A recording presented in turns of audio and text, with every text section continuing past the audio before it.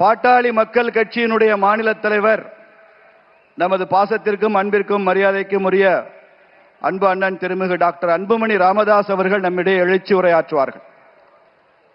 அனைத்து இந்திய அண்ணா திராவிட முன்னேற்ற கழகத்தின் தலைமையிலான தமிழ்நாட்டின் தேசிய ஜனநாயக கூட்டணியின் சார்பில் மதுரையில் நடைபெறுகின்ற இந்த மாபெரும் பொதுக்கூட்டத்திற்கு வருகை தந்து இறுதியாக சிறப்புரை ஆற்ற இருக்கின்ற இந்தியாவை உலகளவிலே சக்தி வாய்ந்த நாடாக அழைத்து சென்ற இந்திய பிரதமர் மரியாதைக்குரிய மாண்புமிகு திரு நரேந்திர மோடிஜி அவர்களே, இன்னும் 2 மாதத்தில் தமிழ்நாட்டின் முதலமைச்சராக பதவியேற்க இருக்கின்ற முன்னாள் முதலமைச்சரும் நம் கூட்டணியின் தலைவருமாகிய மரியாதைக்குரிய திரு எடப்பாடி பழனிசாமி அவர்களே, மத்திய அமைச்சர் பெருமக்களே, நண்பர் நயினார் நாகேந்திரன் அவர்களே, நண்பர் டிடிவி தினகரன் அவர்களே, நண்பர் ஜி.கே. வாசன் அவர்களே, மேடையில் இருக்கின்ற அனைத்து கூட்டணி கட்சியின் தலைவர்களை வணங்கி இந்த கூட்டம் வெற்றி பெறக்கூடாது என்று ஸ்டாலின் அவர்களுடைய அரசு, திமுக அரசு எத்தனை சூழ்ச்சி செய்தாலும் நிச்சயமாக இந்த கூட்டம் வெற்றி பெறும், வெற்றி பெற்று இருக்கிறது. எவ்வளோ தடைகளை கொடுத்தாலும் இங்கே வருகை தந்திருக்கின்ற லட்சோப லட்ச அனைத்து கட்சி கூட்டத்தின் தொண்டர்களே, தலைவர்களே, நிர்வாகிகளே, ஊடக நண்பர்களே, உங்கள் அனைவருக்கும் என்னுடைய பணிவான வணக்கங்கள். தமிழ்நாடு சமூக நீதியின் பிறப்பிடம். ஆம், தமிழ்நாடு சமூக நீதியின் பிறப்பிடம். ஆனால் கடந்த 5 ஆண்டு காலத்தில் இந்த திமுக அரசு சமூக நீதியை 100 அடி ஆழமான பள்ளத்தை தோண்டி அதில் முழுமையாக புதைத்து விட்டது. அதற்கு தமிழக மக்கள் நிச்சயமாக முதலமைச்சர் ஸ்டாலின் அவர்களை ஒருபொழுதும் மன்னிக்க மாட்டார்கள். மாறாக கடந்த 6 ஆண்டு காலத்தில் இந்திய அளவிலே சமூக நீதியில் 3 பெரிய சாதனைகளை செய்திருக்கின்றார் நம்முடைய பாரத பிரதமர் மரியாதைக்குரிய நரேந்திர மோடிஜி அவர்கள். ஒன்று, இதுவரை சுதந்திர இந்தியாவிலே முதல் முறையாக இந்திய அளவில் சாதிவாரி கணக்கெடுப்பு நடத்துவோம் என்று அறிவிப்பை வெளியிட்டு இந்த ஆண்டிலிருந்து இந்தியா முழுவதும் சாதிவாரி கணக்கெடுப்பு நடைபெற இருக்கிறது. கடைசியாக இந்தியாவிலே சாதிவாரி கணக்கெடுப்பு நடத்தியது வெள்ளையர்கள் காலத்தில் 1931 95 ஆண்டு காலத்திற்கு முன்பு நடைபெற்றது. அந்த பழமையான தரவுகளை வைத்துத்தான் இந்தியா முழுவதும் இடஒதுக்கீடு நடைபெற்று வருகிறது.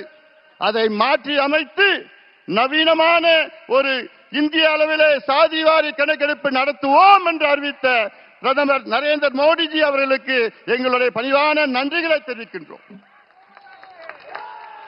2வது சாதனை, தேசிய பிற்படுத்தப்பட்ட ஆணையத்திற்கு அரசியல் சாசன அங்கீகாரத்தை கொடுத்தவர் நம்முடைய இந்திய பிரதமர் மரியாதைக்குரிய திரு நரேந்திர மோடிஜி அவர்கள். Yes, he has given constitutional status to the National Backward Class Commission. இது 25 ஆண்டு கால கோரிக்கை. அதை நிறைவேற்றியிருக்கின்றார் நம்முடைய பிரதமர் அவர்கள். 3வது, ரோஹிணி ஆணையத்தை உருவாக்கி இந்திய இதர பிற்படுத்தப்பட்ட மக்கள் ஓபிசி மக்களுக்கு 27 விழுக்காடு இடஒதுக்கீட்டிலே வேற்றுமைகளை கண்டறிந்து அதை அகற்றுகின்ற ஒரு முயற்சியில் ஈடுபட்டிருக்கின்றார் நம்முடைய பிரதமர் அவர்கள். ரோஹிணி ஆணையத்தை அமைத்த பிறகு அதில் ஒரு மிக முக்கியமான ஒரு கண்டுபிடிப்பு, இந்திய அளவிலே ஓபிசி 27 விழுக்காட்டு இடஒதுக்கீட்டிலே கிட்டத்தட்ட 2633 சமூகங்கள் இருக்கிறது. அதில் 10 சமூகங்கள் 25 விழுக்காடு இடங்களை தட்டி செல்கிறார்கள். 38 சமூகங்கள் இன்னொரு 25 விழுக்காடு இடஒதுக்கீடை தட்டி செல்கிறார்கள். இன்னொரு 102 சமூகங்கள் இன்னொரு 25 விழுக்காடு இடஒதுக்கீடை தட்டி செல்கிறார்கள். இன்னொரு 506 சமூகங்கள் 22.5 விழுக்காடு இடஒதுக்கீட்டை தட்டி செல்கிறார்கள். ஆக 2633 சமூகங்களில் 1977 சமூகங்கள் வெறும் 2.5 விழுக்காடு இடஒதுக்கீட்டை தான் பெறுகிறார்கள் என்ற ஒரு உண்மையை கண்டுபிடித்தவர் நம்முடைய மாண்புமிகு பாரத பிரதமர் நரேந்திர மோடிஜி அவர்கள். அதை கண்டுபிடித்து அதை சரி செய்கின்ற ஒரு முயற்சியில் இருக்கின்றார்கள். உண்மையிலே சமூக நீதி என்றால் நம்முடைய மாண்புமிகு பாரத பிரதமர் நரேந்திர மோடிஜி அவர்கள் தான். ஆனால் சமூக நீதி எங்கள் உயிர் மூச்சு என்று வீர முழக்கம் சொல்லுகின்ற திமுக, குறிப்பாக ஸ்டாலின் அவர்களே, உங்களுக்கும் சமூக நீதிக்கும் எள்ளளவும் சம்பந்தம் கிடையாது. உங்களுக்கும் சமூக நீதிக்கும் என்ன சம்பந்தம் இருக்கிறது? இன்னும் சொல்ல போனால் இந்தியாவிலே, சுதந்திர இந்தியாவிலே முதல் முறையாக ஒரு மாநிலத்தில் சாதிவாரி கணக்கெடுப்பு நடத்தி தரவுகளை வெளியிட்டு அதற்கு ஏற்ப சமூக திட்டங்களை வழங்கி இடஒதுக்கீடை உயர்த்தியது பிஜேபி ஆளுகின்ற மாநிலம் பீகார். நினைத்து பாருங்க. உண்மையிலே சுதந்திர இந்தியாவிலே முதலாக நடந்தது பீகார். ஆனால் சமூக நீதியின் பிறப்பிடம் தமிழ்நாட்டிலே அது நடைபெற்றிருக்க வேண்டும். கடந்த 5 ஆண்டு காலத்திலே ஸ்டாலின் அவர்களே எத்தனை முறை நாங்கள் கேட்டோம், கணக்கெடுப்பு நடத்துங்கள், கணக்கெடுப்பு நடத்துங்கள். இந்த கணக்கெடுப்பு ஏதோ சாதிவாரி கணக்கெடுப்பு இல்ல. உங்களுக்கு அந்த சாதி பேரை பிடிக்கலன்னா அது சமூக நீதி கணக்குன்னு நீ வச்சுக்கீங்க, பொருளாதார கணக்கு, ஏதோ ஒரு கணக்கு வேணும். அந்த கணக்கு தான் பீகாரிலே நடத்தி, அந்த பீகாரிலே அங்கே 97 லட்சம் குடும்பங்கள் 6000 ரூபாய்க்கு குறைவான வருமானம் பெறுகிறார்கள். அந்த 96 லட்சம் குடும்பங்களுக்கு அந்த அரசு 2 லட்சம் ரூபாய் ஒதுக்கீடு செய்து அவர்களுடைய குடும்ப வளர்ச்சிக்காக செய்திருக்கிறது. இதுதான் உண்மையான சமூக நீதி.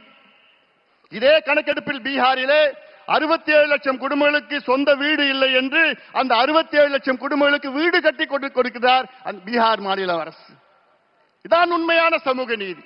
ஆனால் நான் கணக்கெடுக்க மாட்டேன், எந்த பிரச்சனையும் எனக்கு தெரிஞ்சு விருப்பம் இல்லை அப்படின்னு சொல்லுகின்ற ஒரு முதலமைச்சரை பார்த்திருக்கீங்களா? அதை விட மோசம், சட்டமன்றத்திற்குள் பொய் சொல்லுகின்ற ஒரு முதலமைச்சரை பார்த்திருக்கீங்களா? ஆம், தமிழ்நாட்டின் முதலமைச்சர் மு.க. ஸ்டாலின் அவர்கள் சட்டமன்றத்திற்குள்ளே எத்தனையோ முறை பொய் சொல்கிறார்கள். என்ன, எங்களுக்கு அதிகாரம் இல்லை என்று, கணக்கெடுப்பு நடத்துவதற்கு எங்களுக்கு அதிகாரம் இல்லை என்று. பிறகு எப்படி பீகார், தெலுங்கானா, ஆந்திரா, கர்நாடகா, ஒரிசா, ஜார்க்கண்ட் போன்ற மாநிலங்கள் எப்படி எடுத்தார்கள்? எந்த சட்டத்தின் கீழ் எடுத்தார்கள்? இந்தியன் ஸ்டாட்டிஸ்டிக்கல் ஆக்ட் 2008 படிதான் அத்தனை மாநிலங்களும் எடுத்தார்கள். அந்த சட்டத்தின் கீழ் தான் மத்திய அரசுக்கு அதிகாரம் இருக்கிறது, மாநில அரசுக்கு அதிகாரம் இருக்கிறது, ஏன் பஞ்சாயத்து தலைவருக்கும் அதிகாரம் இருக்கிறது. நான் ஏன் இந்த கணக்கு சொல்றேன்னா, தமிழ்நாட்டின் மக்கள் தொகை 8 கோடி, 2 கோடி குடும்பம்.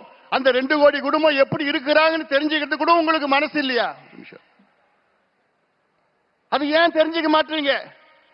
அது 2 கோடி குடும்பம் கணக்கெடுத்து அந்த குடும்பத்தில் எத்தனை பேர் இருக்கிறாங்க, என்ன சமூகம், எந்த மதத்தை சார்ந்தவர்கள், ஆண்கள் பெண்கள் எத்தனை பேர் படிச்சிருக்கிறாங்க, எத்தனை பேர் வேலையில இருக்காங்க, அரசு வேலையா தனியார் வேலையா, அந்த வீட்டில் எத்தனை பாத்ரூம் இருக்கு, பாத்ரூம்ல பைப்ல தண்ணி வருதா, அல்ல சோலார் இருக்கா, அல்லது கிணறுல போர் இருக்கா, கிணறு இருக்கா, சைக்கிள் இருக்குதா, இல்ல பைக் இருக்குதா, இதெல்லாம் கணக்கெடுப்பு நடத்தி எத்தனையோ சமூக திட்ட நல்ல திட்டங்கள் கொடுக்கலாம், இடஒதுக்கீடை உயர்த்தலாம், உள்ஒதுக்கீடை கொடுக்கலாம். அதே வேளையிலே தமிழ்நாட்டில், இந்தியாவிலே தமிழ்நாட்டில் மட்டும்தான் 69 விழுக்காடு இடஒதுக்கீடு நமக்கு கிடைத்திருக்கிறது. அதற்கு அந்த 69 விழுக்காடு இடஒதுக்கீட்டை பாதுகாத்தவர் ஒரே ஒரு நபர் தான், முன்னாள் முதலமைச்சர் புரட்சி தலைவி செல்வி ஜெயலலிதா அம்மையார் அவர்கள் தான். அந்த அம்மா மட்டும் இல்லனா இன்னைக்கு 69 விழுக்காடு இடஒதுக்கீடு அதை உச்ச நீதிமன்றம் ரத்து செய்திருப்பார்கள். 1993 தமிழ்நாட்டின் சிறப்பு இடஒதுக்கீடு சட்டத்தை, 69 விழுக்காடு இடஒதுக்கீடு சட்டத்தை மத்திய அரசை வலியுறுத்தி அரசியல் சாசன சட்ட திருத்தம், கான்ஸ்டிடியூஷனல் அமெண்ட்மெண்டை கொண்டு வந்து 9வது அட்டவணைகளை பாதுகாத்தவர் புரட்சி தலைவி ஜெயலலிதா அம்மையார் அவர்கள். இல்லையே நமக்கு இன்று கிடைத்திருக்காது. இறுதியாக நான் சொல்கின்றேன், நம்முடைய பாரத பிரதமர் நரேந்திர மோடிஜி அவர்களை மீண்டும் பாராட்டுகின்றேன். காரணம், நீர் மேலாண்மைக்கு முக்கியத்துவம் கொடுக்கின்றவர். அவருடைய குஜராத்தில் அவர் முதலமைச்சராக இருந்த நேரத்திலே அந்த குஜராத்திலே சௌராஷ்டிரா என்ற பகுதி இருக்கிறது. அது மிகவும் வறட்சியான பகுதி, குடிப்பதற்கு தண்ணீர் இல்லாத பகுதி.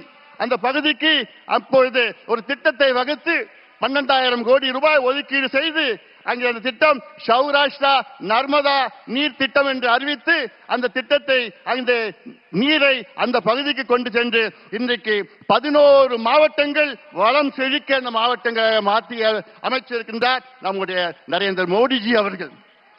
10 லட்சம் ஏக்கர் அங்கே கூடுதலாக அங்கே விவசாயம் செய்து கொண்டிருக்கின்றார்கள் குஜராத்திலே. அப்படிப்பட்ட புரட்சி செய்திருக்கின்றார் நம்முடைய பாரத பிரதமர் நரேந்திர மோடிஜி அவர்கள். ஆனால் தமிழ்நாட்டிலே 60 ஆண்டு கால கோரிக்கை, உங்களுடைய கோரிக்கை, நம் கோரிக்கை, காவிரி குண்டார் திட்டத்தை நிறைவேற்றுங்கள் என்று. காவிரியிலே ஆண்டுதோறும் தண்ணீர் கடலுக்கு செல்கிறது. அது ஒரு 8 TMC நீரேற்று மூலமாக கொண்டு வந்து அந்த குண்டார் விருதுநகர் மாவட்டத்திலே குண்டாரில் இணைக்கின்ற திட்டம் தான் காவிரி குண்டார் திட்டம்.